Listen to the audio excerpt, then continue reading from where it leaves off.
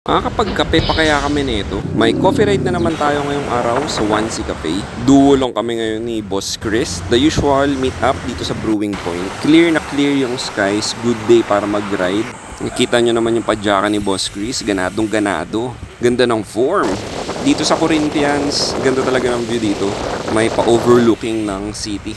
Mabilis lang yung takbuhan namin ni Boss Chris. Halos lahat ng stoplight nakago kadadaan namin. Medyo malapit-lapit na kami sa estansya. Ahon muna kami ng Ultra.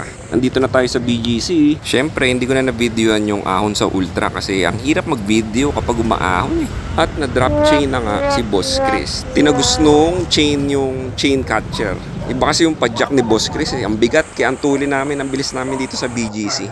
Madaming tao sa Onesie Cafe nung pumunta kami. Parang may event. Tapos may mga run club din. Naka 2 cups din kami ng kape dito. Tapos banana bread. Kaunting photo ops lang. Tapos ride out na kami. Andito na kami sa ABS-CBN banda. Buti na lang hindi na-drop chain si Boss Chris. Kasi kapag nagkataon na na-drop chain yan, naku, kasalanan ko. Kasi ako yung nag-ayos nung FD para hindi tumama dun sa chainring. Ayun lang yung ride namin ngayon. Saktong kape. May kaunting aberya pero at least safe lahat. Thank you for watching!